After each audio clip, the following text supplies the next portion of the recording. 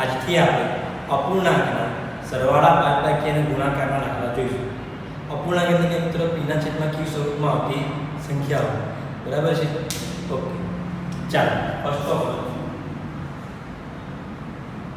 3/2 plus 5/2 કોઈ બી અપૂર્ણાંક સંખ્યાઓનો સરવાળો કરવો.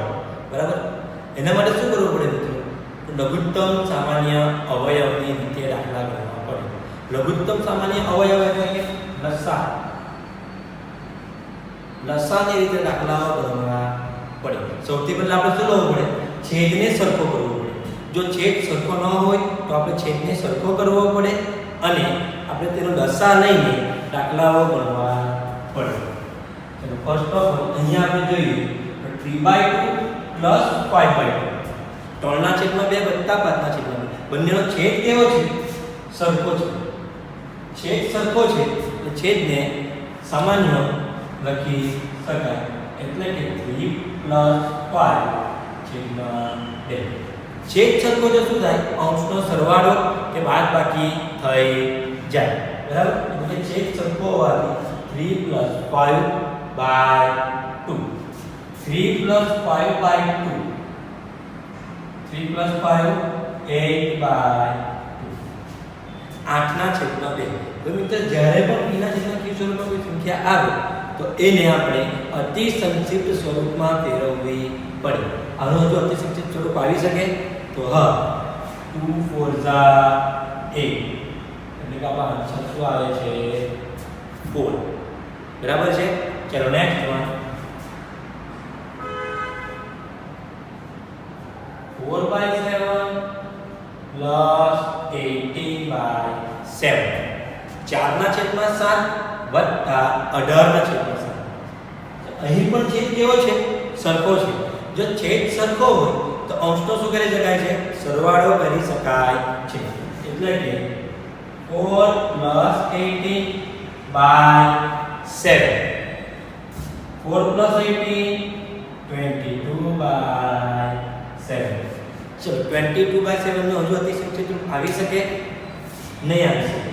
બરાબર? એટલે આ જ આપણો આન્સર. Next one 7/2 plus -27/2. આપણે ફક્ત પૂર્ણાંક સંખ્યા હોય તેના માટે અસમાન ચિહ્નોનો સરવાળો કે બાદબાકી જોઈએ. એના જેવું જ છે મિત્રો છે. પણ અહીં શું છે? અપૂર્ણાંક સંખ્યા આવી જાય છે. એક અપૂર્ણાંક સંખ્યા ધન છે જે બીજી અપૂર્ણાંક સંખ્યા ઋણ છે. એટલે સૌથી પહેલા આપણે ચિહ્નોની ફેરબદલ કરીશું. બરાબર? કયો નિયમ લાગશે? ગુણાકારનો નિયમ લાગશે. અસમાન ચિહ્નનો ગુણાકાર કરતા કયું ચિહ્ન આવે? ઋણ ચિહ્ન આવે. Plus minus 27/2. ફરીથી છેદ કેવો છે? સરખો છે. જે પ્રમાણે આગળના બંને દાખલામાં જોઈ ગયા કે જો આપણો છેદ સરખો હોય તો અંશનો સરવાળો કરી શકાય. એ પ્રમાણે જો છેદ સરખો હોય તો અંશની બાદબાકી પણ કરી શકાય.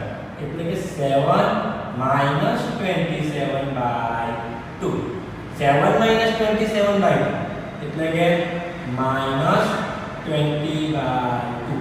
કઈ રીતના આવે મિત્રો? આપણે ગઈકાલે જોઈ ચૂક્યા છે 7 -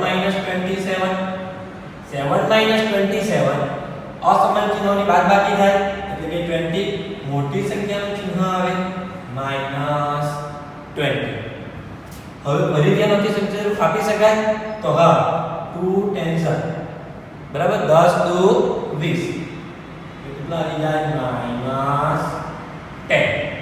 બરાબર? દરેક વખતે આપણે ગણતરી અલગથી દર્શાવવાની જરૂરી નથી. બરાબર? આપણને ખબર પડી જાય જો આપણે જાતે ડાયરેક્ટ ગણી શકીએ. જો નહીં ખબર પડે તો આપણે દર્શાવીને ચેક કરવું પડે. ઓકે, નેક્સ્ટ વન 4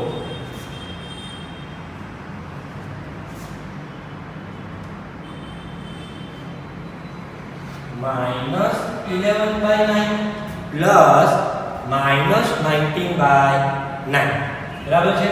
ચલો બંને ઋણ સંખ્યા સૌથી પહેલા બંનેનો કૌંસ છોડવો પડે.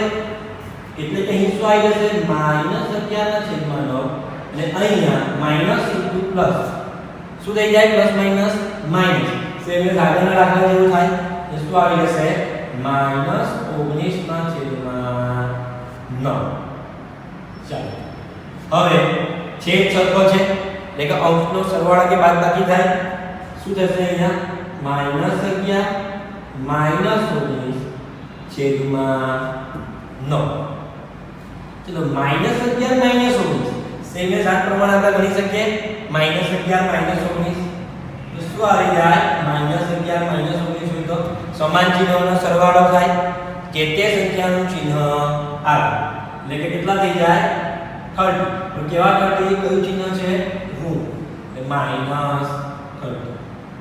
માઈનસ 30 બાય 9 ફરીથી આનો અતિ સંક્ષિપ્ત રૂપ આપી શકાય 10 ત્રીજા અને 3 ત્રીજા 3 કેન્સલ સો -10 બાય 3 આ આપણો આન્સર